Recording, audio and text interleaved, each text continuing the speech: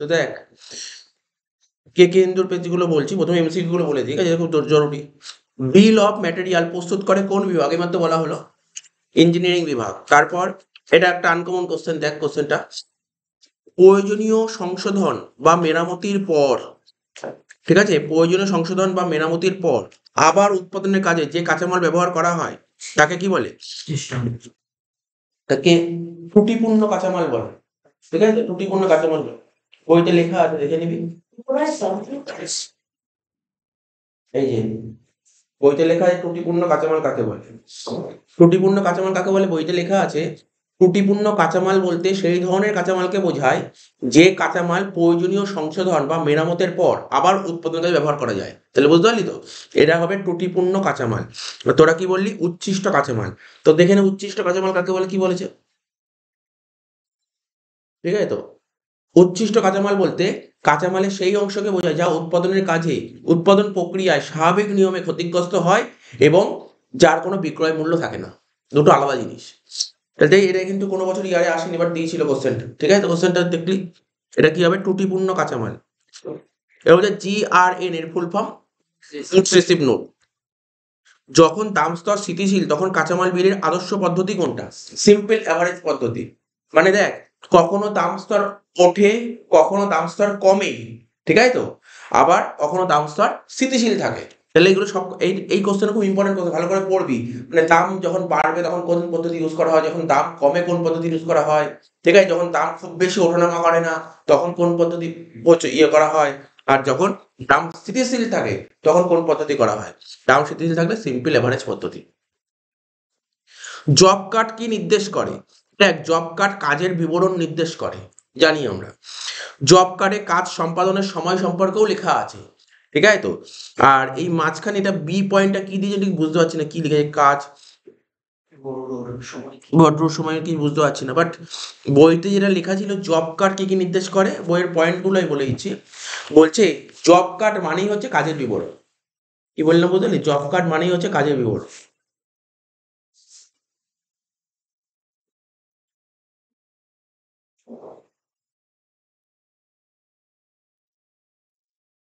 Job card মানে কাজের বিবরণ। বলছে যে জব কার্ডের মধ্যে কাজের বিবরণ দেখানো হয়, জব কার্ডের মধ্যে সময় ভিত্তিক বিবরণ দেখানো হয়, সময় ভিত্তিক বিবরণ, সময় ভিত্তিক, তার মানে ওই যে কাজের বিবরণ দেখানো হয়, সময় ভিত্তিক বিবরণ মানে কি কাজ সম্পাদনের সময় ওখানে সব লেখা থাকবে।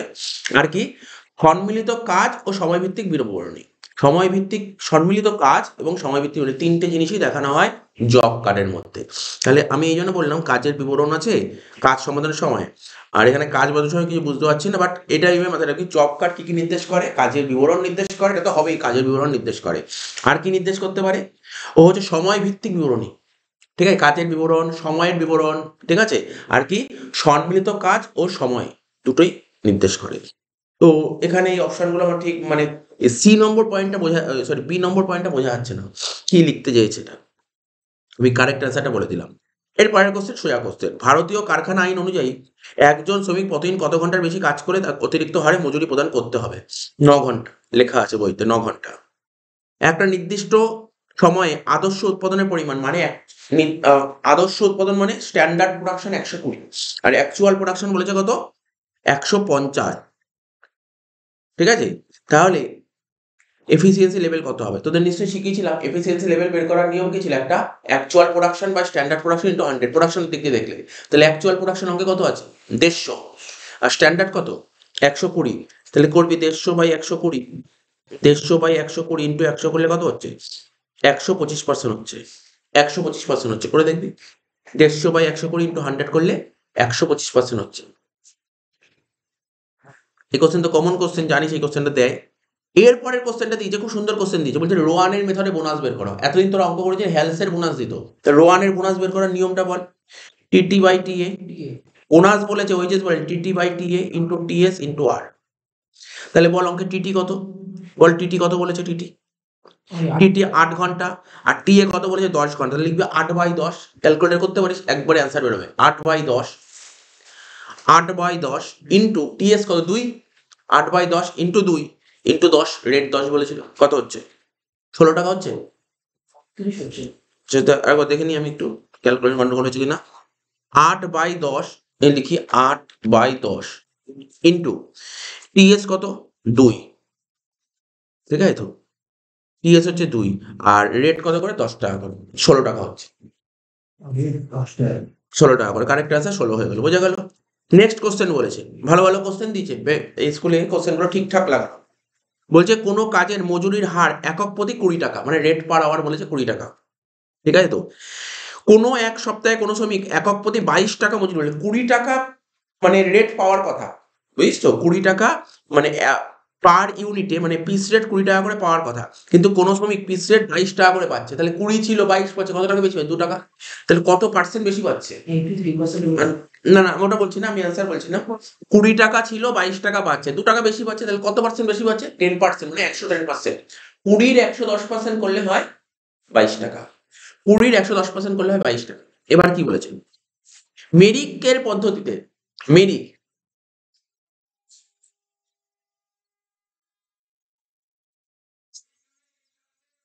হ্যালো, হ্যাঁ হ্যাঁ বলুন।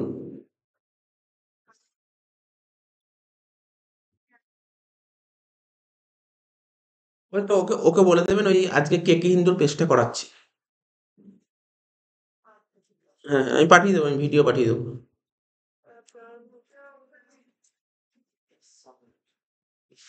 ও আচ্ছা ঠিক আছে, আমি পাঠিয়ে দেবো, ওকে বলবেন পেজ পাঠিয়ে দেবো। ঠিক,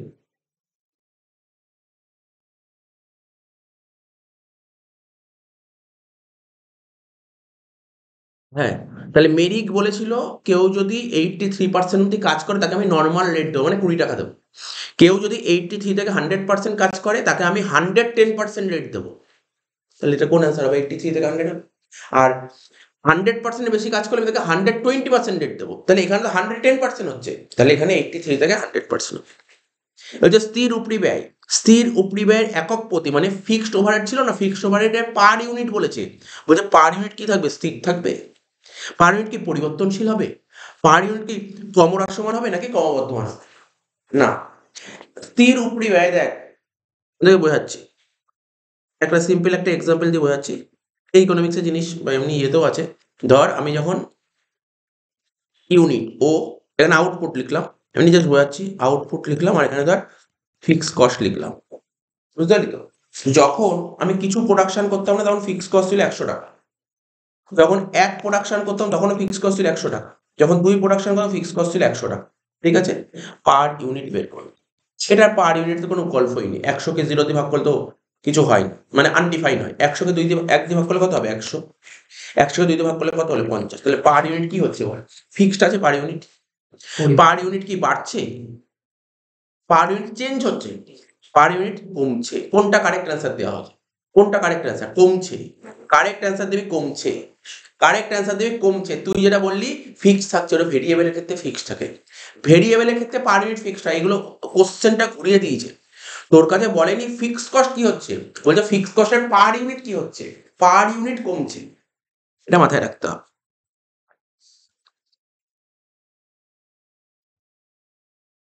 বোঝা গেল? নেক্সট, যে উপরিব্যয় উৎপাদনের পরিমাণের সাথে পরিবর্তিত হলেও সমানুপাতিক হারে পরিবর্তন হয় না, তাকে কি পরিবর্তনশীল ব্যয় বলে?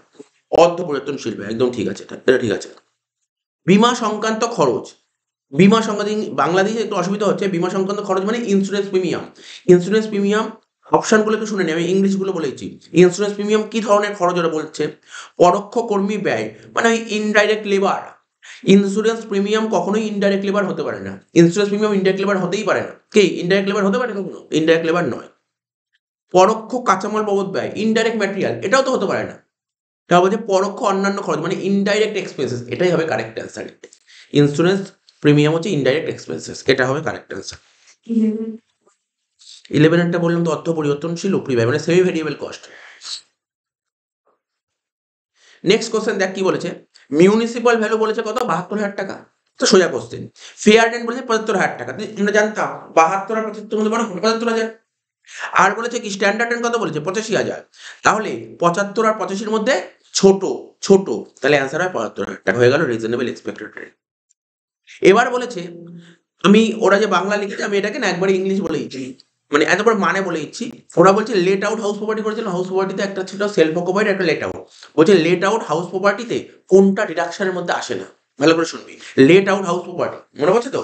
আমরা যখন হাউস প্রপার্টি ডিডাকশন করতাম, ডিডাকশনে কি কি নিতাম মনে আছে? মনে করার চেষ্টা করি। ডিডাকশনে আসতো দুটোই তো আসতো, একটা হচ্ছে লেট আউটে আসতো কি বলতো বল, স্ট্যান্ডার্ড ডিডাকশন আসতো আর ইন্টারেস্ট অন লোন আসতো, ঠিক আছে? এখানে বলছে লেট আউট হাউস প্রপার্টিতে কোনটা আসবে না। দেখ, ডিডাকশন যখন করতাম, আর একটা ডিডাকশন করতাম মিউনিসিপাল ট্যাক্স তো করতাম, মিউনিসিপাল ট্যাক্স একটু উপরে করতাম, গ্যাপ থেকে মিউনিসিপাল ট্যাক্স বাদ দিতাম। বলছে কোনগুলো ডিডাকশনে আসবে না, কোনটা? মিউনিসিপাল ট্যাক্স অবশ্যই ডিডাকশনে আসে। লেট আউটে মিউনিসিপাল ট্যাক্স আসতো কিন্তু সেলফ অকুপাইডে মিউনিসিপাল ট্যাক্স আসতো না। বাড়িটির অগ্নি বীমা প্রিমিয়াম মানে ফায়ার ইন্স্যুরেন্স প্রিমিয়াম, দেখতি অঙ্কে ফায়ার ইন্স্যুরেন্স প্রিমিয়াম লেখা থাকতো, আমরা নিতামই না, কারণ এটা আসে না, ডিডাকশন পাওয়া যায় না। প্রমিত ছাড় মানে স্ট্যান্ডার্ড ডিডাকশন, অবশ্যই ডিডাকশন পেতাম। আর বাড়ি মেরামতের জন্য ঋণকৃত অর্থের উপর সুদ মানে ওই interest on loan for repairs, সব নিতাম। নিতাম না কোনটা বল, নিতাম না কোনটা? এইটাই যদি কোশ্চেনটা ঘুরিয়ে দিত, এইটাই যদি কোশ্চেনটা ঘুরিয়ে দিত, লেট আউট না বলে যদি বলতো নিজের বাড়ি, তা নিজের বাড়ি হলে এখানে কারেক্ট অ্যান্সার কোনটা হতো বলতে পারবি? চারটের মধ্যে একমাত্র 4 নম্বরটাই হতো। তাহলে তোমাকে মাথায় রাখতে হবে এগুলো। ধর এটা লেট আউট নাও দিতে পারে, সেলফ অকুপাইড, এইগুলোই হচ্ছে কোশ্চেন ঘোরায়, হুবহু কমন পড়ে না। এইভাবে লাইনটা পড়ে যেতে হবে কি বলতে চেয়েছে। এবার বলছি নির্ধারিত নিজের বসবাসের জন্য ব্যবহৃত কলকাতায় অবস্থিত বাড়ির নিট মানে নেট মিউনিসিপাল হল বলছে 27,000, তাহলে মোট কত হবে? 27,000 ইন্টু 10/9 করলে 30,000 হচ্ছে। এবার হচ্ছে স্থানীয় কর্তৃপক্ষের গৃহ সম্পত্তি থেকে আয় মানে লোকাল অথরিটি হাউস প্রপার্টি থেকে যদি আয় হয়, বল এটা কি হবে অ্যান্সার? এটা মনে আছে? করযোগ্য নয় হবে, এটা কারেক্ট অ্যান্সার, করযোগ্য নয়। ওই যে মূলধনী সম্পত্তির সংজ্ঞা কোন ধারায় বলা আছে? 2.14, 2 নম্বর ধারা, 14 নম্বর উপধারা। বলছে নিচের কোন সম্পত্তিটি মূলধনী সম্পত্তি? দেখ কোনটা মূলধনী সম্পত্তি, বলছে নিচের কোনটা মূলধনী সম্পত্তি। যেমন আমি কিছু বলেছি ব্যক্তিগত মোটর গাড়ি, এটা কিন্তু মূলধনী সম্পত্তি নয়। 7% গোল্ড বন্ড 1980 মূলধনী সম্পত্তি নয়। কাঁচামাল মূলধনী সম্পত্তি নয়। তাহলে মূলধনী সম্পত্তি কোনটা? শহরে অবস্থিত জমি, আরবান এরিয়ার জমি, আরবান মানে শহর, রুরাল মানে গ্রাম। আরবান এরিয়ায় যদি কোনো জমি থাকে তাকে বলা হয় মূলধনী সম্পত্তি। শহরাঞ্চলের জমি অবশ্যই মূলধনী সম্পত্তি, ঠিক আছে? তো তোকে মাথায় রাখতে হবে। দেখ তোর পরীক্ষায় হয়তো এরকম বলতে পারে, বলো এর মধ্যে কোনটি মূলধনী সম্পত্তি নয়। নেক্সট বলবো স্বল্প মেয়াদী মূলধনী লাভ, ইংলিশ বলছি। শর্ট টার্ম ক্যাপিটাল গেইনের উপর কত পার্সেন্ট ট্যাক্স চলে? 15%। লং টার্মের উপর 20%। 15 আর 20, 15 আর 20 মুখস্থ রাখতে হবে। এমপি এমএলএ রা যে পেনশন পায় সেটা একটা কোশ্চেন বাদ, ঠিক আছে ওটা পরে বলছি, আগে এটা পড়ে নি। এমপি এমএলএ রা যে পেনশনটা পায় সেটা কোন খাতে করযোগ্য হয়? আদার সোর্সে আসবে। হ্যাঁ, যেটা বাদ গেছে মূলধনী সম্পত্তি হস্তান্তর কত নম্বর ধারায় বলা আছে? 2 নম্বর ধারা, 47 নম্বর উপধারা। বলছে আয়কর আইনের কত নম্বর ধারায়, এটা সোজা কোশ্চেন, ইনকাম ট্যাক্সের কত নম্বর সেকশনে ইনকাম ফ্রম আদার সোর্স গুলো সম্পর্কে বলা। আমরা কি ইনকাম ফ্রম আদার সোর্স জানিস তো? ইনকাম ফ্রম আদার সোর্স কত থেকে কত নম্বর ধারায় বলা আছে? 56 থেকে 59। তাহলে কারেক্ট অ্যান্সার বুঝে গেছিস, বলতে হবে না, 56 নম্বর ধারা। নেক্সট কোশ্চেন, নিম্নলিখিত কোন আয়গুলি অন্যান্য উৎস থেকে আয় খাতে করযোগ্য হয়? কোন আয়গুলি? দেখ পেনশন স্যালারিতে আসে, পেনশন স্যালারিতে আসে। অনেকে ঘাবড়ে যেতে পারে পেনশন স্যালারিতে, কিন্তু ফ্যামিলি পেনশন আদার সোর্সে। বন্ড থেকে সুদ মানে ইন্টারেস্ট ফ্রম বন্ড, এটাও আদার সোর্সে। কারেক্ট আনসার হবে ডি, বি ও সি। লাস্ট কোশ্চেন বলছে এমসিকিউর, ফ্যামিলি পেনশনের ম্যাক্সিমাম লিমিট কত? জানি এটা 15,000 টাকা। এই ছিল এমসিকিউ। 2-3টে এমসিকিউ হয়তো আনকমন ছিল, বাট বলে দিলাম। এবার দেখ এসে কিউ গুলো কি বলেছে, এগুলো তো একদম পড়ে নিতে পারবি, বইয়েই আছে। কাঁচামাল বিলির মূল্যায়নের উদ্দেশ্য কি? Common question. এর সঙ্গে বলছিলাম ক্রয়ের পরামর্শপত্র কি? এটাও কমন কোশ্চেন। ফিফোর একটা অসুবিধা লেখো, তা বলছে সময় লিখন অনুযায়ী 8 ঘন্টা, সময় আরক্ষণ অনুযায়ী 6 ঘন্টা। তাহলে সময় লিখন ও সময় আরক্ষণের মধ্যে যে ডিফারেন্স হয় তাকে কি বলতো? মনে আছে নিশ্চয়ই, অলস সময়। অলস সময় লিখবি 2 ঘন্টা। তারপর যে ঘন্টা প্রতি মজুরির হার বলেছে কত? 40 টাকা। একটি পণ্য উৎপাদন করতে 6 মিনিট সময় লাগলে উৎপাদনের একক প্রতি মজুরির হার কত হবে? আবার বলছি বাংলাগুলো দিয়ে একটু অসুবিধা করে দিয়েছে, মানে রেট পার আওয়ার বলে দিয়েছে কত? 40 টাকা। 40 নাকি ওটা 80 ধরবো, কারণ 80 তো হবে, ওটা ইংলিশে লিখেছে, ঠিক আছে। রেট পার আওয়ার 80 টাকা। উৎপাদন করতে 6 মিনিট সময় লাগলে মজুরির একক প্রতি মজুরির হার কত হবে? মানে কি নিয়ম কি শিখেছিলাম? Rate per hour by unit per hour, মনে পড়ছে তো? Rate per hour by unit per hour. Rate per hour কত বলছে? 80 টাকা। রেট পার আওয়ার 80, আর ইউনিট পার আওয়ার কত? দেখ, 6 মিনিটে যদি একটা হয় তাহলে 60 মিনিটে কটা হবে? 10টা হবে। তাহলে 80কে 10 দিয়ে ভাগ করলে কত হবে? 8। Correct answer 8। সুন্দর কোশ্চেন দিয়েছিল। এবার বলছে স্ট্যান্ডার্ড টাইম বলছে 48 ঘন্টা। স্ট্যান্ডার্ড টাইম বলছে 48 ঘন্টা। আর শ্রমিকের দক্ষতার স্তর বলছে 120%। তাহলে কাজের প্রকৃত সময় কত? বল, কাজের প্রকৃত সময় তুই জানিস, এটা মুখোমুখি করা যাবে যদিও। এফিসিয়েন্সি লেভেল বের করার ফর্মুলা কি শিখেছিলি বল? Standard time, standard time by actual time, তাই তো, ইন্টু 100। এটা কত বলেছে? 120%। ঠিক আছে, 120 লিখলাম। তাহলে সাইড চেঞ্জ করলে কত হবে? 120/100। তোকে কি জানতে চেয়েছে বল? Actual time. স্ট্যান্ডার্ড টাইম কত বলেছে? 48। 48, ব্যাস হয়ে গেল। করে দে।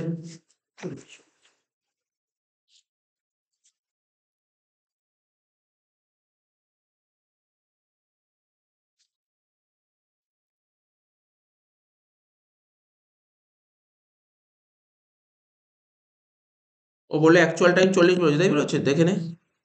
অ্যাকচুয়াল টাইম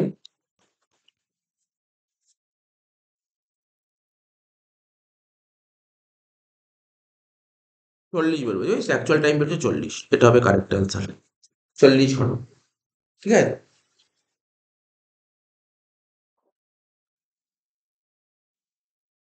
নেক্সট বলেছে দেখ, কোন কোন পরোক্ষ ব্যয় সমষ্টিকে উপরি ব্যয় বলে? মানে ওরা বলতে চাইছে যে উপরি ব্যয় পড়েছিলাম না আমরা, উপরি ব্যয়কে ইংরেজিতে বলা হয় ওভারহেড। তাহলে কোন কোন উপরি ব্যয়কে মানে কোন কোন ইনডাইরেক্ট এক্সপেন্সেসকে যোগ করলে উপরি ব্যয় হয়? Indirect material, indirect labour, indirect overhead. এটা তিনটে যোগ করলে তো উপরি ব্যয় হয়। তাহলে কি কি বললাম বল? Indirect material, indirect labour, indirect overhead, বা ইনডাইরেক্ট এক্সপেন্স বলতে পারিস। ইনডাইরেক্ট ম্যাটেরিয়াল, ইনডাইরেক্ট লেবার আর ইনডাইরেক্ট এক্সপেন্সেস, তিনটে যোগ করে তাকে বলে ওভারহেড। এবার হচ্ছে উপরি ব্যয়ের কাজের ভিত্তিতে শ্রেণীবিভাগ করো। উপরি ব্যয়কে কাজের দিক থেকে উপরি ব্যয় শ্রেণীবিভাগ বই আছে, একবার দেখে নিবি। ফিক্সড ওভারহেডের দুটি উদাহরণ, বছর পড়েছিস কারখানার ভাড়া, ঠিক আছে তো, এরকম অনেক কিছু আছে, আমি একটা বলে দিলাম। তারা বলেছে কি, গৃহ সম্পত্তি খাতে আয়ের আবশ্যিক শর্তগুলো যে কোনো দুটি উল্লেখ করো, লেখা ছিল, ওটা একবার পড়ে নিবি। অথবা 22-23 পূর্ববর্তী বছরে সি দাসের একটি ভাড়া বাড়ি এবং একটি নিজ বসবাসের বাড়ি থেকে আয় হয়েছে, মানে ভাড়া বাড়ি থেকে আয় হয়েছে 2 লাখ টাকা, আর নিজের বাড়ি থেকে আয় হয়েছে 1,40,000 মাইনাস। তাহলে কারেক্ট অ্যান্সার হবে কত? 60,000 টাকা, তাই তো? এটা বুঝেছিস? বলছে ভাড়া বাড়ি নির্ধারণে পৌরকর বা মানে মিউনিসিপাল ট্যাক্স ছাড় পাওয়ার শর্তগুলো কি ছিল? অনেকগুলো শর্ত ছিল। একটা শর্ত, মিউনিসিপাল ট্যাক্স বাড়ির মালিককে দিতে হবে। মিউনিসিপাল ট্যাক্স কাকে দিতে হবে? বাড়ির মালিককে দিতে হবে, নাম্বার 1। আর একটা কি ছিল বল? মিউনিসিপাল ট্যাক্স পূর্ববর্তী বছরে প্রদান করতে হবে। তো ফটাফট হয়ে যাবে অ্যান্সার গুলো। তারা বলেছে শর্ট টার্ম ক্যাপিটাল অ্যাসেট কাকে বলে? তো বলার কিছু নেই, বই একবার রিড করে নিবি। বলছে ব্যক্তিগত সম্পত্তি হতে গেলে কোন কোন যে শর্তগুলি পূরণ করতে হয় সেগুলো কি কি? সুন্দর করে বইতে লেখা আছে, এগুলো পড়ে নিবি, কোশ্চেনগুলো সুন্দর করে পড়ে নিবি। ঠিক আছে তো? তারপর কি বলেছে, গ্রামীণ কৃষি জমি বিক্রি করে প্রাপ্ত লাভ কি মূলধনী লাভ খাতে করযোগ্য হবে? ঠিক আছে, গ্রামীণ কৃষি জমি বিক্রি করে যদি কোনো লাভ হয় সেটা কি মূলধনী লাভ খাতে করযোগ্য হবে? এটা তো হবে না, কারণ এটা তো মূলধনী সম্পত্তিই নয়। তো যেটা মূলধনী সম্পত্তি নয় সেটা কি করে মূলধনী লাভ হবে? আকস্মিক আয়ের দুটি উদাহরণ, ক্যাজুয়াল ইনকাম আমরা জানি, এটা একবার রিড করে নিবি। আকস্মিক আয়ের দুটি বৈশিষ্ট্য পড়ো। লাস্ট কোশ্চেন, ঘোড়ার দৌড় মানে উইনিং ফর্ম হর্স রেস থেকে তুই যেতেই 12,000 টাকা। এই উইনিং ফর্ম হর্স রেস থেকে জেতার জন্য তোকে খরচা করতে হয়েছে 3,500 টাকা। বলছে ইনকাম কত? ইনকাম 12,000 টাকাই হবে, কারণ উইনিং ফর্ম হর্স রেস থেকে কোনো খরচা ডিডাক্ট হয় না। তো এটা থেকে তো কোনো খরচা হ্যাঁ, ওই যে income from owning and maintaining horse race, ওখান থেকে খরচা ডিডাক্ট হয়, আর কোন দিকে খরচা ডিডাক্ট হয় না। লটারি ইনকাম থেকে খরচা কোনো ডিডাক্ট হয় না। তাহলে নিশ্চয়ই বুঝতে পারলি।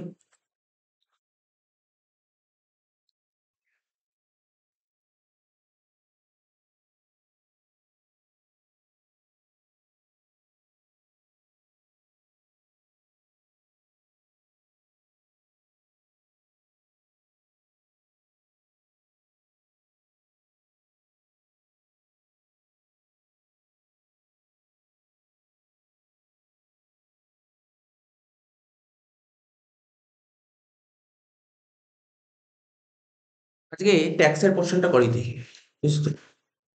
ট্যাক্সটা করিয়ে দিয়েছি, লাস্টের দিক থেকেই করি, অসুবিধা নেই। সাতের দাগের কোশ্চেনটা, ঠিক আছে? তো সাতের দাগের কোশ্চেনটা দেখে নে, একদম লাস্ট পেজের একদম লাস্ট পেজ চলে যা। সাতের দাগের কোশ্চেনটা বুঝলি? হ্যাঁ, ট্যাক্স করাচ্ছে। Sisen is the owner, Sisen is the owner of two houses in Kolkata, মানে সিসেনের দুটো বাড়ি আছে কলকাতায়। From the following information find out net annual value, ন্যাপ বের করতে বলছিস। একদম সোজা কোশ্চেন, একদম সোজা কোশ্চেন, কিছু দেয়নি অঙ্কটার মধ্যে, অঙ্কটা করবি।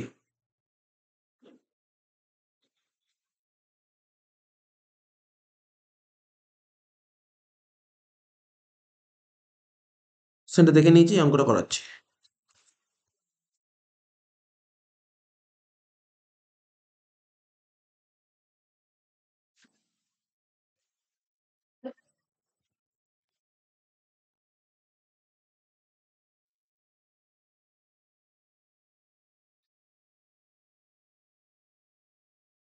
সাতের দাগের কোশ্চেন ন্যাপ করছি। এখানে এই অঙ্কটা যখন আমি আগের দিন শিখিয়েছিলাম বা বহুদিন ধরেই বলছি একই কথা, যদি তোকে ন্যাপ বা গ্যাপ বের করতে বলে তখন এখানে কটা বাড়ি আছে বল? দুটো বাড়ি, একটা H1 আর একটা H2, একবারে করবো, ঠিক আছে? যদি তোকে হাউস প্রপার্টি করতে বলে তখন আলাদা আলাদা করে করবো, ঠিক আছে? হাউস প্রপার্টি করতে বলে আলাদা করে, কিন্তু ন্যাপ বের করতে বলে একবারে করবো, সময় বাঁচবে, ঠিক আছে? সময় বাঁচবে। তো আমি এটা বলেছি এবছর পরীক্ষায় 4 নম্বরে একটা দিতে পারে গ্যাপ বের করতে, ঠিক আছে? 4 নম্বরে দিতে পারে গ্যাপ, তাহলে তোকে প্র্যাকটিস করে রাখতে হবে। তাহলে প্রথমে কি লিখবো? বাড়িটা কোথায় আছে? কলকাতায় আছে। তো কলকাতায় বাড়ি থাকলে কি মিউনিসিপাল ভ্যালু হয়? গ্রস। তাহলে গ্রস মিউনিসিপাল ভ্যালু কত টাকা ছিল? গ্রস নেট, নেটের সাথে 10/9 গুণ করলে গ্রস হয়। তাহলে এখানে ব্র্যাকেটে লিখে দিই নেট ইন্টু 10/9। 1,80,000 ছিল, 10/9 করলে হচ্ছে 2 লাখ টাকা, তাই তো? আর ওটা 4 লাখ টাকা হয়ে গেল। এরপর করবো ফেয়ার রেন্ট, লিখবো ফেয়ার রেন্ট। দেখা যাক ফেয়ার রেন্ট কত কত বলেছে, 2,30,000 আর 3 লাখ। 2,30,000 আর 3 লাখ, এই দুটোর মধ্যে বড় 2,30,000 আর এটা 4 লাখ। এবার লিখবো কি? Standard rent. অঙ্কে দিয়েছে, দিয়েছে স্ট্যান্ডার্ড রেন্ট কত টাকা দিয়েছে দেখা যাক। 2,20,000 আর 4,30,000, 2,20,000 আর 4,30,000। এই দুটোর মধ্যে ছোট কোনটা? 2,20,000 আর 4 লাখ। যেটা বেরোলো তাকে বলে স্টেপ 1। কি লিখবো? RER, ঠিক আছে? Reasonable expected rent. এবার লিখবো কি? Step 2, annual rent. Annual rent কত বলেছে অঙ্কে দেখ? অ্যানুয়াল রেন্ট, অ্যানুয়াল রেন্ট বলে দেয়নি, তাই তো? বলেছে অ্যানুয়াল রেন্ট, রেন্ট সম্পর্কে কিছু বলেছে? অ্যানুয়াল রেন্ট বলেনি, ওরা রেন্ট রিসিভ বলেছে। আমি বললাম রেন্ট রিসিভ আমরা লিখবো না, আমরা অ্যানুয়াল রেন্টই লিখবো, যাই হোক আমরা অ্যানুয়াল রেন্টই লিখবো। তা হাউস ওয়ানে কোনো ভ্যাকেন্ট নেই, তার মানে 2,50,000টা পুরোটাই অ্যানুয়াল রেন্ট, বুঝে গেছি? এটাতে কোনো সমস্যা নেই। কিন্তু হাউস টুতে দেখ, হাউস টুতে কত কত মাস ভ্যাকেন্ট ছিল? 3 মাস ভ্যাকেন্ট ছিল। তার মানে আমি যেই 2,70,000 টাকা পেয়েছি হাউস টুতে, ঠিক আছে? এই যে 2,70,000 টাকা পেয়েছি হাউস টুতে, এটা ক মাসে ভাড়া পেয়েছি? 9 মাসের। তাহলে 12 মাসে কত করে দেখ? 2,70,000 ডিভাইডেড বাই 9 ইন্টু 12, 3,60,000। এই দুটোর মধ্যে বড় কোনটা? প্রথমটা 2,50,000, তারপর একটা 4 লাখ হয়ে গেল। এটাকে বলে স্টেপ 3। কি লিখতাম? Higher of step 1 and step 2, ঠিক আছে? এর থেকে কি করতে মনে আছে নিশ্চয়ই? Less loss due to vacancy. প্রথম বাড়িতে কোনো ভ্যাকেন্ট ছিল না, দ্বিতীয় বাড়িতে ভ্যাকেন্ট ছিল, এইমাত্র তুই বুঝতে পারছিস কত টাকা ভ্যাকেন্ট ছিল। দেখ অ্যানুয়াল রেন্ট তুই বের করলি 3,60,000 আর বলে দিয়েছিল 2,70,000, তাহলে ভ্যাকেন্টের জন্য কত টাকা ছিল বল? 60,000 আর এদিকে 30, 90,000।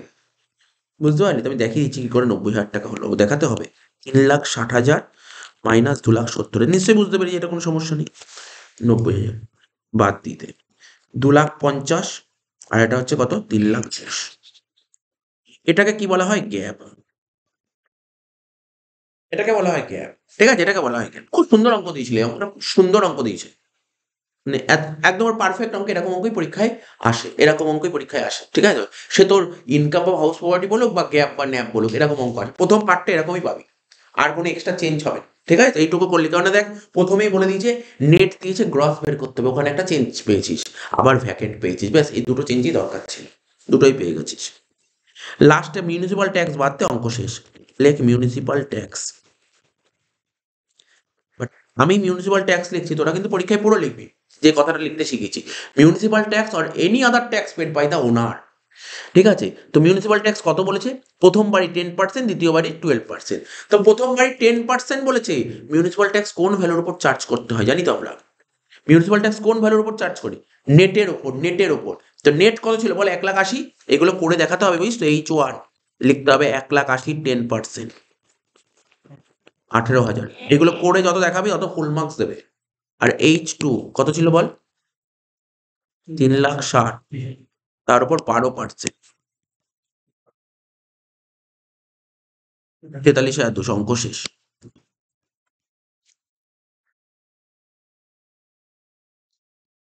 বাদ দিয়ে দে, যেটা হবে তাকে বলে নেট অ্যানুয়াল ভ্যালু, মানে নেভ। প্রথমটা তো হচ্ছে 2,32,000, তারপর একটা কত হচ্ছে 2,66,800।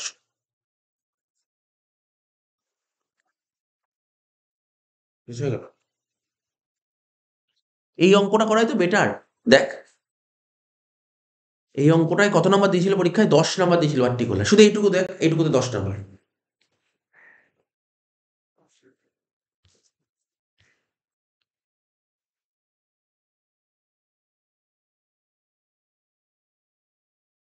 বুঝিস তো? 10 নাম্বার এইটুকুতে, নিশ্চয়ই বুঝতে পারছি অঙ্কটা।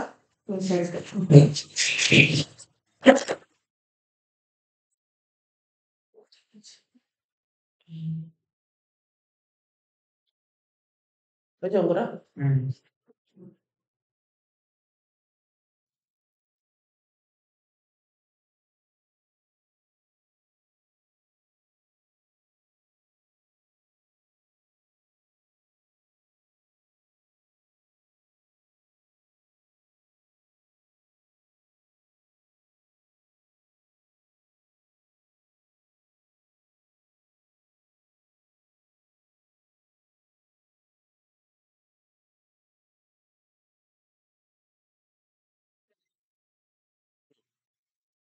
দিয়েছিল 10, যেমন দিয়ে তেমন করবে স্টুডেন্টরা।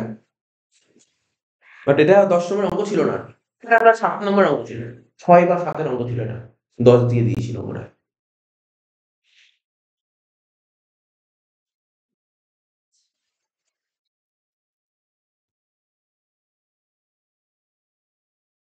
তাহলে বুঝতে পারি এর সাথে অরে কি দিয়েছিল দেখিস তো? দেখ থিওরি দিয়েছিল, দেখ কি থিওরি দিয়েছিল, এতে একটা থিওরি দিয়েছিল, বলছে গৃহ সম্পত্তি থেকে প্রাপ্ত যে কোনো দুটি আয় উল্লেখ করে যা গৃহ সম্পত্তি থেকে আয় খাতে করযোগ্য নয়। ভালো কোশ্চেন দিয়েছিল, তোদেরও পড়েছিস, পড়ে রাখতে হবে থিওরির জন্য।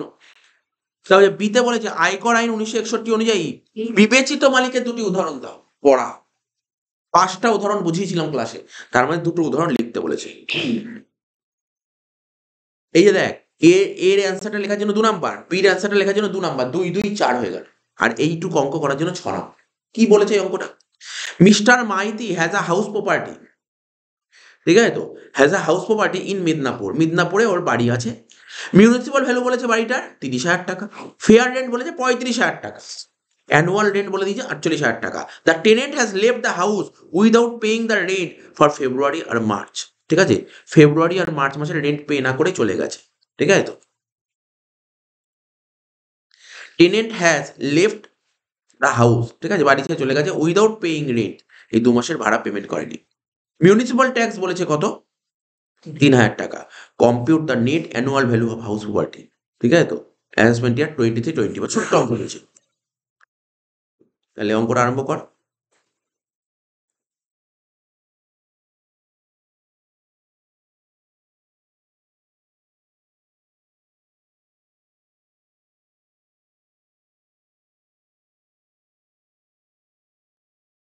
অঙ্কটা করে দে।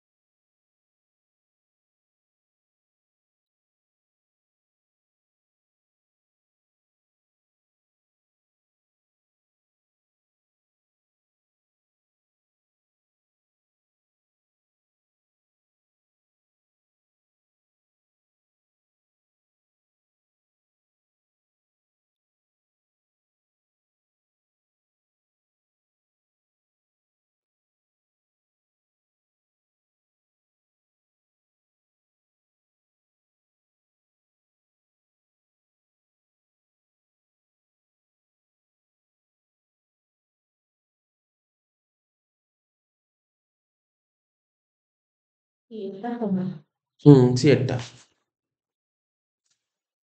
তাহলে প্রথমে আমাকে বল অঙ্কটায় মিউনিসিপাল ভ্যালু কত টাকা দিয়েছিল। 30,000 মিউনিসিপাল ভ্যালু 30,000। এর নিচে লিখবো ফেয়ার রেন্ট। ফেয়ার রেন্ট কত বলেছিল বল? 35,000। দুটোর মধ্যে বড় হচ্ছে 35,000। ঠিক আছে তো, স্ট্যান্ডার্ড রেট নেই বুঝিস তো, তাহলে আমি আর লিখে সময় নষ্ট করবো না, বুঝতে পারলি? এটাই স্টেপ 1 চালিয়ে দে। স্টেপ 1 বলে লিখবো কি আর ই আর, আর ই আর। সেকেন্ড পয়েন্ট লিখবো স্টেপ 2। ঠিক আছে, স্টেপ 2 কি লিখবো বলতে পারবি? অ্যানুয়াল রেন্ট এরকম ভাবে লিখবি যেটা বলছি, annual rent minus unrealise rent. আগের অঙ্কে লিখিনি জানিস তো, কেন? আগের অঙ্কে আনরিয়ালাইজ রেন্ট ছিল না। যদি আনরিয়ালাইজ রেন্ট থাকে লিখবো। স্যার কোথায় ছিল আনরিয়ালাইজ রেন্ট? দেখো 2 মাসের ভাড়া না দিয়ে চলে গেছে, দেখেছিস কোন কোন মাস? ফেব্রুয়ারি মাস আর মার্চ মাসের ভাড়া না দিয়ে ও চলে গেছে, ঠিক আছে তো? তাহলে কি লিখবো? এর থেকে মাইনাস করবো আনরিয়ালাইজ রেন্ট। আমি নিয়ম শিখিয়েছিলাম আনরিয়ালাইজ রেন্ট, আমি বলেছিলাম যদি প্রিভিয়াস ইয়ারের, যদি টেনেন্টের থেকে প্রিভিয়াস ইয়ারে ভাড়া না পাওয়া যায়, ঠিক আছে তো, অর্থাৎ আনরিয়ালাইজেশন, কোন আনরিয়ালাইজেশন মাইনাস করতে ভালো করে বুঝবি, এই অ্যানুয়াল রেন্ট থেকে শুধুমাত্র প্রিভিয়াস ইয়ারেরটাই মাইনাস হয়। শুনলি কি শুনলি না? ভালো করে শুনে নি, আবার বলছি।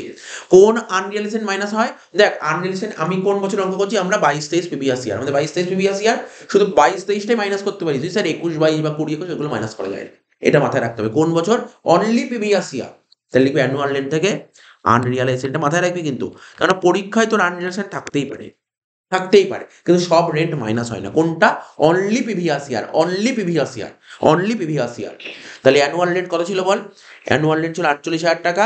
তার থেকে দেখি তা কি করে হলো, 48,000 মাইনাস 8,000 তো হচ্ছে 40,000। আর কিছু নেই অঙ্ক, শুধু এইটুকুই বলার ছিল। বড় কোনটা? 40,000। ঠিক আছে, এই তো অঙ্কটা পিডিএফ এ করানো অঙ্ক, এই অঙ্কটাই করানো ছিল। ঠিক আছে তো, কত হলো? 35 আর 40-এর মধ্যে, 35 আর 40-এর মধ্যে বড় কোনটা? 40,000। এটা হলো স্টেপ 3। ভ্যাকেন্ট নেই অঙ্কে। এটা হয়ে গেল কি বল? এটাকেই বলে গ্যাপ। তো কি বার করতে বলেছিল অঙ্কটায়? ন্যাপ। এর থেকে মিউনিসিপাল ট্যাক্স বাদ দে 3,000 টাকা, অঙ্ক শেষ।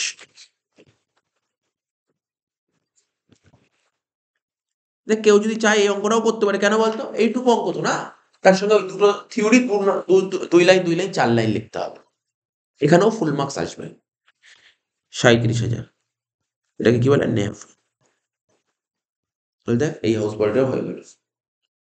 এটা কত নম্বর ছিল? এইটুকু অঙ্ক করার জন্য 6 নাম্বার দিয়েছিল। স্যার এটা যদি ফেব্রুয়ারি বা মার্চে বলতো, যদি জুন জুলাই বলতো তাহলে কি করতে হবে? জুন জুলাই মানে কোন জুন জুলাই বল আগে? 2023-এরই। 2023। তাহলেও নিতাম, তাহলেও নিতাম। এরকম বলবে না, ওর ভাবনা লাস্ট মান্থই দেবে না, মানে বুঝিস, এরকম তো কখনো হবে না। তাহলে সাতের দাগটা পুরো কাটিয়ে দিলাম, তাই তো? এবার দেখ সি ঠিক তার উপরেরটাই একটা ইনকাম ফ্রম আদার সোর্সের অঙ্ক দিয়েছিল। দেখ ইন্টারেস্ট অন ব্যাংক ডিপোজিট, বুঝতে পারছিস? এটা নিয়ে নিবি, পুরো নিয়ে নিবি। করবো এক্ষুনি অঙ্কটা, অসুবিধা নেই। Income from West Bengal state lottery বলেছে, নেট বলেছে, আমি নেট নিতে নেই, নিতে হয় কি গ্রস। তাহলে কত টাকা নিবে জানিস? 1,38,200 বলছে, এত পার্সেন্ট ট্যাক্স কাটার পর 1,38,200, কিন্তু এটার আগে কত ছিল? 1,38,200 ডিভাইড বাই 69.1 ইন্টু 100। দেখে নিচ্ছি কত হচ্ছে। 69.1, 2 লাখ টাকা হবে, মানে দেখে নিস। 1,38,200 ডিভাইড বাই 69.1, 2 লাখ টাকা, বললাম না 2 লাখ টাকা হবে। তাহলে ইনকাম হাউস প্রপার্টি আসে না দাদার সোর্সে। হ্যালো,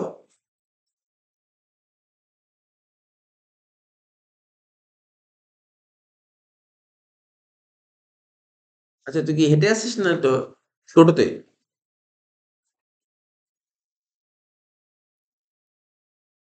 তুই এখন কোন জায়গায় আছিস? ও আচ্ছা, আমার বাড়ি, এটা তো প্রাইভেট রোড, তুই কি মানে তো তো হ্যাঁ হ্যাঁ হ্যাঁ।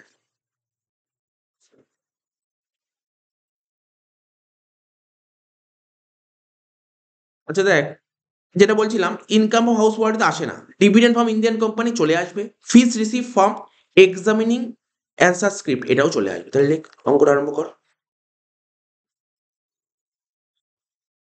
হয়ে যাবে, আমি এর মধ্যে পারবো, ঠিক আছে? তো যখনই অঙ্কটা করবো, ইন্টারেস্ট অন ব্যাংক ডিপোজিট 10,000 টাকা নিয়ে নেবো, সেটা করেই দিই আলাদা করে। প্রথমে লিখবো ইন্টারেস্ট অন ব্যাংক ডিপোজিট, কত কত টাকা ছিল বলতো?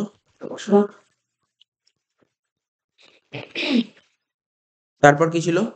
Lottery. Income from West Bengal State Lottery.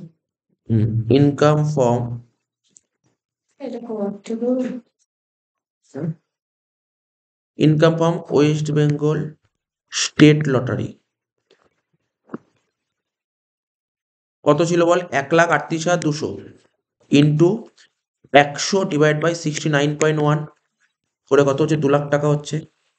তারপর কি ছিল বল? ইনকাম ফ্রম হাউস প্রপার্টি, ওটা তো আসে না। তারপর কি লেখা ছিল? Dividend from Indian company. ওটা নিয়ে নে, লেখ ডিভিডেন্ড ফ্রম ইন্ডিয়ান কোম্পানি। সোজাই কোশ্চেন দিয়েছিল স্কুলে। কত টাকা দিয়েছিল বল ডিভিডেন্ড ফ্রম ইন্ডিয়ান কোম্পানি? হ্যাঁ, 12,000। 12,000। আর কি ছিল? Fees received for exhibiting answer script. Fees receipt from examining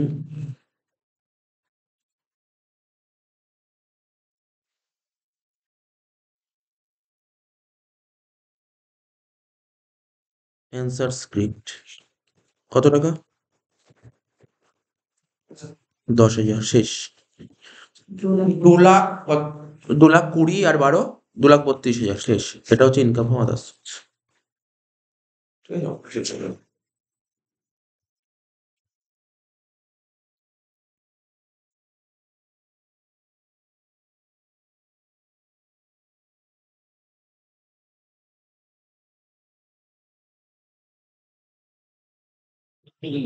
ধরুন আর একটা হাউস পার্টি আছে, করবো।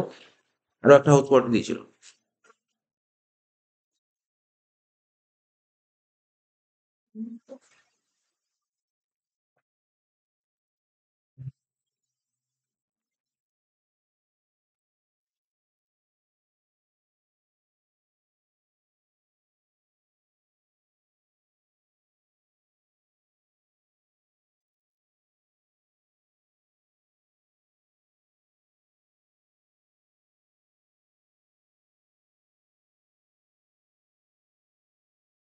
আমরা আরম্ভ করে দেবে, ব্যাস আজকে এইটুকুই করবো। হ্যাঁ, বাস শেষে করতে আসা। আচ্ছা দেখ কি বলছে, কষ্টটা পরের ক্লাসে করে দেবো। Miss Ishita is an owner of a house located at Kolkata. বাড়িটা কোথায় আছে? কলকাতায় বাড়ি আছে। On the basis of following information compute the income from house property during the previous year 22-23। Gross municipal বলে দিয়েছে, ঠিক আছে, কোনো সমস্যা নেই, এটাই নেবো। স্ট্যান্ডার্ড রেন্ট বলে দিয়েছে, ফেয়ার রেন্ট বলে দিয়েছে, রেন্ট রিসিভ বলে দিয়েছে, টেনেন্টের থেকে ল্যান্ড রেভিনিউ বেকার আসে না। আনরিয়ালাইজেশন কোন কোন বছরে দিয়েছে বল? 21-22 দিয়েছে, আর 22-23 দিয়েছে। কোন বছরটা নেবো? অনলি 22-23। তাহলে অ্যানুয়াল রেন্ট থেকে কিন্তু এটা বাদ দিতে হবে। ভ্যাকেন্সি বলে দিয়েছে কত? 1 মাস, ঠিক আছে? তো ইন্টারেস্ট অন লোন বলেছে কনস্ট্রাকশন পারপাসের জন্য, বলছে পেড বাই ওনার, ঠিক আছে? ওনার কত টাকা পে করেছে? ওনার পে করেছে 5,500। আর অ্যাক্রুড বাট নট পেড, অ্যাক্রু আছে বাট নট পে হয়নি, ঠিক আছে? তো দুটোই আসবে, দুটোই আসবে interest on loan. Municipal tax paid by the owner 10%, বলছে ফর 5 কোয়ার্টার, 5 কোয়ার্টার টাকা দিয়েছে। আমরা কি জানি? মিউনিসিপাল ট্যাক্স যত টাকা পে করে তত টাকায় ছাড় পাওয়া যায়, তাহলে এখানে 5/4 হবে। তো অঙ্কটা আরম্ভ কর। ভালো অঙ্ক দিয়েছিল অঙ্ক।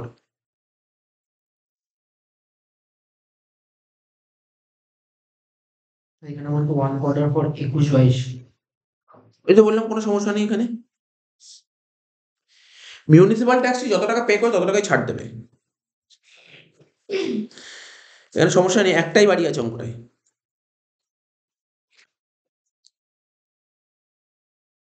প্রথমে লিখবি gross municipal value, gross municipal value কত টাকা বলেছে? 1,20,000। ফেয়ার রেন্ট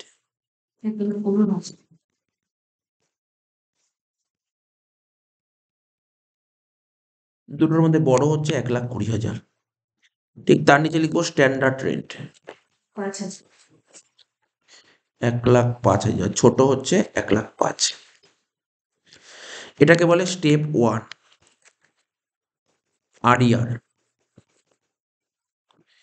এবার লিখবো স্টেপ 2, লিখবো annual rent minus unrealise rent.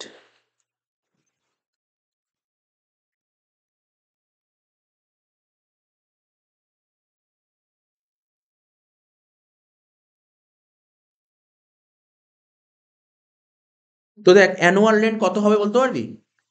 এখানে অ্যানুয়াল রেন্ট কত হবে বলতে পারবি? 1,10,000। 1,10,000 লিখলে তো হবে না। 1,10,000 টাকা রেন্ট রিসিভ করেছিস ক মাসে? 4 মাস। না কেন 4 মাসে? এখানে রেন্ট রিসিভ বলে দিয়েছে ফর্মটা, রেন্ট 1,10,000 টাকা 11 মাসে পেয়েছিস। ক মাসে পেয়েছিস? 11 মাসে। 1 মাস ভ্যাকেন্ট ছিল, তাহলে 11 মাসে পেয়েছিস। তাহলে আমি বলতে পারি 1,10,000 divided by 11 into 12, annual rent এটা হলো। অ্যানুয়াল রেন্ট এটা হলো, ভালো করে বোঝ। মনে কর নান রিলেশন নেই, কিছুক্ষণ সময় মনে কর নেই, তাহলে কি করবি? তোকে বলে দিয়েছে রেন্ট রিসিভ কত? 1,10,000, আর ভ্যাকেন্ট বলেছে ক মাস? 1 মাস। তাহলে তুই ক মাসের ভাড়া পেয়েছিস? 11 মাসের। তাহলে 1,10,000 বাই 11 ইন্টু 12 মানে কত হচ্ছে? 1,20,000 মনে হয়, দেখতো।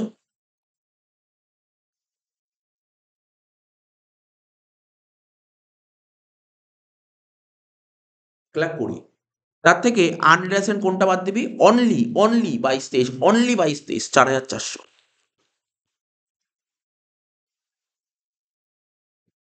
1,15,600। দুটোর মধ্যে বড় কোনটা? 1,15,600। এটাকে বলে স্টেপ 3। কি লিখবি? এটাকে লিখবি হায়ার অফ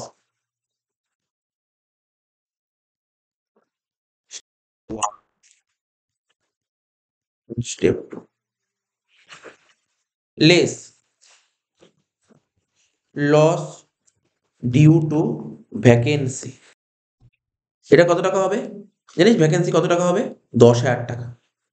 কেন 10,000 টাকা? 1,20,000 তো অ্যানুয়াল রেন্ট, মনে পড়ছে তো? অ্যানুয়াল রেন্ট কত ছিল? 1,20,000। অ্যানুয়াল রেন্ট কত? 1,20,000। আর পেয়েছিস কত? 1,10,000। 1,10,000। তাহলে ভ্যাকেন্টের জন্য কত টাকা গ্যাপ গেছে? 10,000 টাকা।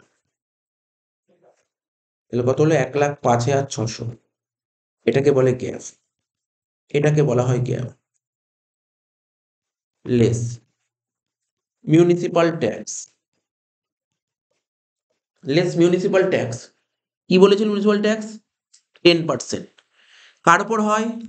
মিউনিসিপাল ভ্যালুর উপর। তাহলে 1,20,000 টাকা ছিল মিউনিসিপাল ভ্যালু। যে 1,20,000 টাকা কি ভ্যালু বলেছে? গ্রস বলেছিল। ওটাকে নেটে নিয়ে যেতে হবে। 9/10 ইন্টু কত পার্সেন্ট? ইন্টু 10%। কটা কোয়ার্টারের টাকা দিয়েছিস? 5টা কোয়ার্টার। 5/4 হবে। কেন 5/4 হলো বুঝেছিস তো? বছরে 4টে কোয়ার্টার হয়, তুই 5টা কোয়ার্টারের টাকা দিয়েছিস, তাই 5/4 হয়ে গেল। এটা মাথায় রাখতে হবে। 1,20,000 ইন্টু 9/10 ইন্টু 10% ইন্টু 5/4 কত হচ্ছে? 13,500 টাকা। বাদ দিলে কত হচ্ছে? 1,05,600 বাই 13,500 কত হচ্ছে? 92,100 টাকা। এটাকে বলে নেভ, নেট অ্যানুয়াল ভ্যালু। মাইনাস কর ডিডাকশন আন্ডার সেকশন 24। প্রথমে লিখবো স্ট্যান্ডার্ড ডিডাকশন 30%। কত হচ্ছে? 27,630। 92,100 ওপর 30%। লাস্ট হচ্ছে ইন্টারেস্ট অন লোন।